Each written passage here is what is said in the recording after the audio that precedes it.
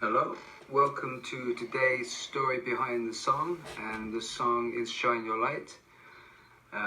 If you've ever seen Skin live, there's a very strong chance that was always the last song of the night. It was a big song in our live show. It was one of the songs that I wrote first when I knew what the concept of the band was. As always, it sort of came from a guitar riff, which tends to be the way that I write songs. The riff comes first. Based upon that Montrose thing that I spoke about before, is the riff was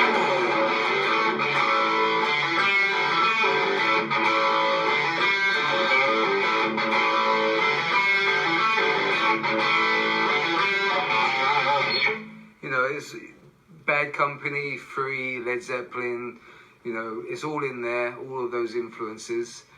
And the bigger deal is what the lyrics were about. The song was very much based upon, there's so much apathy that goes on in the world, especially like now. And it was, the meaning behind the song was, whatever hatred you have, whatever anger you have, put that all aside for these moments and let's just unite and become one. And within a live concert, especially at the end of the night, it was a real moment where band and audience connected. And for me, it was one of our most powerful songs, and one of the songs that very much defines Skin as an entity. One of the things that when I look back on Skin and the personnel that were involved, it was a very special band.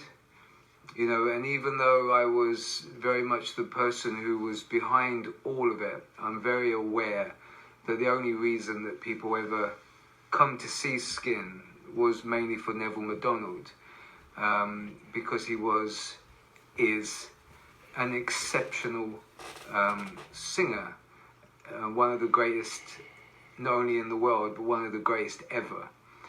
And I've worked with some great singers, but the thing that separates him from all of the others is that what you saw on stage, which was that absolute rock god, total concentration, total commitment, it was 24/7. I've recorded many albums with him, and whenever we went into the studio, the same meticulous detail went to it, complete commitment. Whenever we went on tour, the preparation was immaculate. There was no drinking on tour. He'd make sure he'd get all of his rest. Sometimes we were doing 6 shows a week. The warm-up would start at about 5 o'clock. There'd be very little talking in the course of a day. Then there would be the warm-up before the stage show, completely delivered every single night. I often compare musicians to footballers, and if I had to make a comparison, then Neville MacDonald was a Lionel Messi. And the reason I made that comparison is he would go out and score a hat-trick every single night, or 2, and he'd never want any particular thanks for it. He'd never be the one that was going, look at me, aren't I special? Or I want you to know how great I am. In all of the years that I ever worked with him, I never heard him ever seek compliments or need praise or what's the word for it, He was just so secure in himself that there was no need for any of that. If anything, when we were in the studio, he questioned his own ability, often asking, is that good enough? Is that okay? When the reality is it was better than most people in the world. And in the thing about Shine Your Light, at the end of the night, there was always a moment where he would do these big notes. and give this final good night to the show, you know. And I stood on that stage with him many times, and just take a step back, and you would watch, and you were watching greatness, you know, without question, you know. And all you could do is just stand there and go, I just can't believe how great this is, and how privileged I was to be in a band with him for that period of time. And all of the members of Skin were as committed and as focused, and we all took it very seriously. And we feared no one whenever we went on tour. We never felt intimidated by anyone, and we felt that we would go out and win the show every single night, whether we'd be on tour with Thunder, whether we'd be on tour with Whitesnake, or anyone. You know, there was never any fear.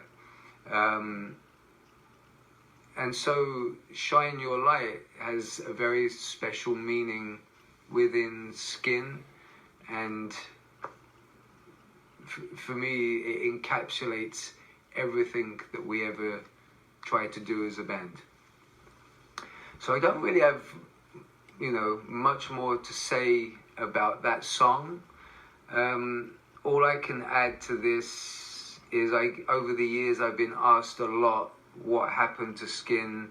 Will you reform? Why did you break up? And I can only give you my version of events. You know, the first time that Skin broke up, it was literally because there was no money. You know, we'd run its course. The way that Skin was, it was a partnership, and all of the money that came into it, whether it be record company money, whether it be merchandise money, whether it be publisher money, it all went into one pot. Even though I wrote all of the songs, I put all of the publisher money into the band, which basically means I was paying everyone's wages for a large part of the time.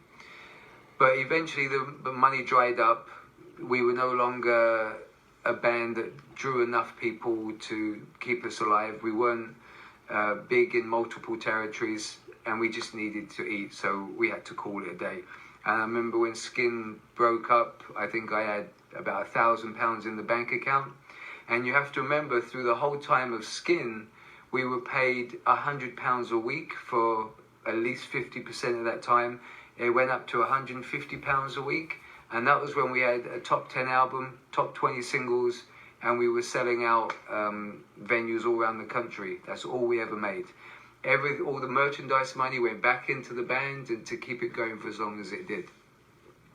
So that's when the band sort of broke up first time round. Then when we got back together in 2009, we'd been asked by Download, Andy Copping in particular, if we would reform and play Download.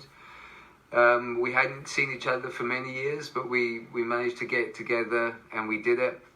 And from there was like a carry on. We made another album, we did a tour, we went on tour with Little Angels, and you know, it went on for much longer than we initially planned.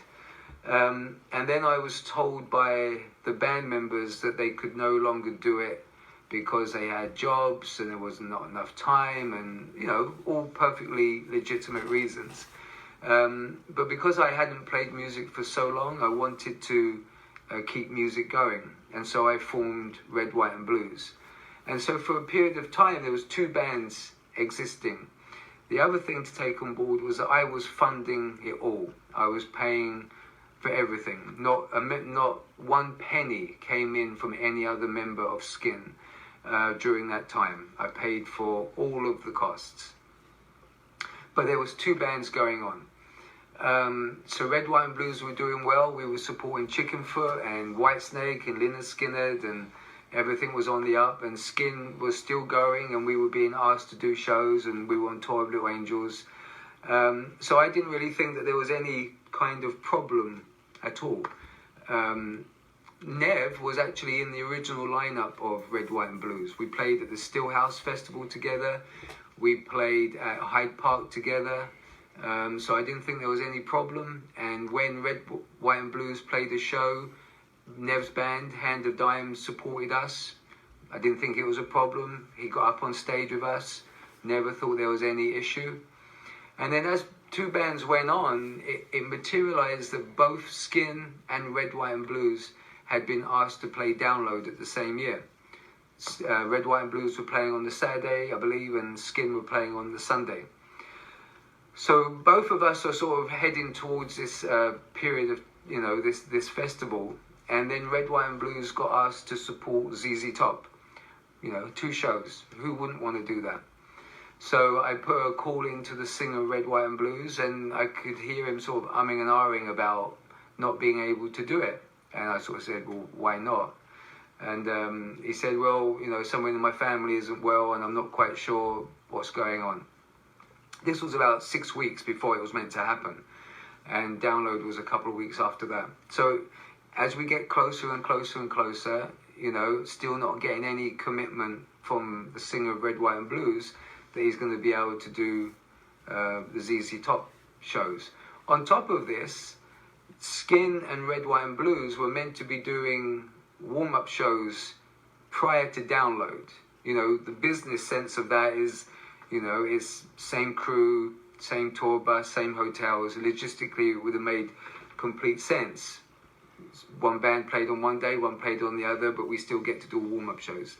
So once again, being business-minded and the person who run the business of the band, it made complete sense to me that I would just play in each band, still thinking that there's no problem. So then it gets closer to ZZ Top dates, and it becomes completely clear that the singer can't come over and do the shows, which was obviously a bit disappointing because everyone had put so much commitment into something. Then we get closer to Download, and then it appears that the singer isn't going to do Download either because of whatever the personal problem is going on at home. So we have to make a decision of, do we cancel Red, White and Blues, or do we find someone to sing on the day? So the natural choice was to ask Neville whether he would sing for Red, White and Blues. 6 songs. Bearing in mind, Nev had been in the band before. Never really saw that would be a problem.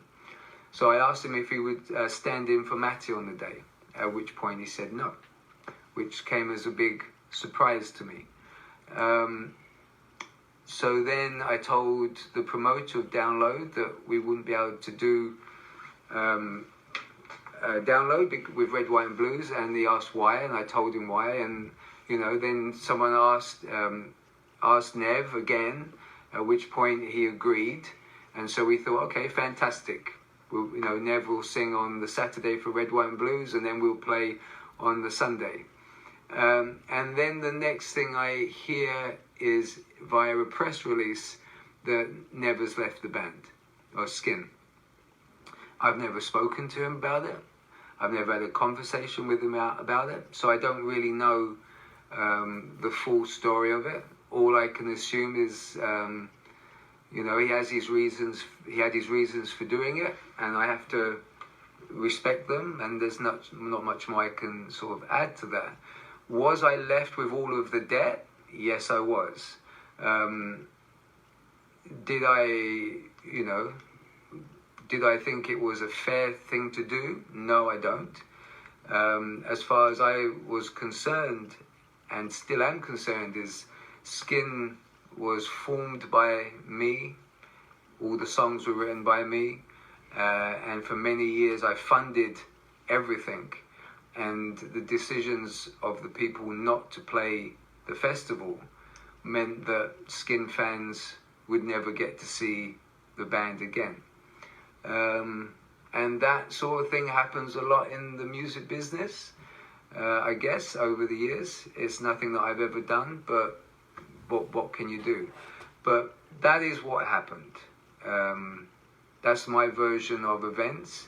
I will state right now, it's no secret I'm a particularly obsessive person, and that obsessive drive was very much the thing that made Skin tick. But that was no surprise to anyone, and hardly new news to anyone. And that's where we are now. So upon reading the press release about leaving the band, I've never had any contact with anyone else, and that's what it is. That's how the band finished, and how the band will stay finished. But so hopefully that gives clarity and insight into what happened. So when you next ask or send a message or leave a post, or that's my version of events, and that's it. But I was very proud to be a member of Skin. Very proud of the music we made and the connection we made with the fans. The greatest time of my life. And there's not really much more I can say to that, but hopefully that will give some sort of clarity and understanding as to what went on. All right, well, take care. Bye-bye.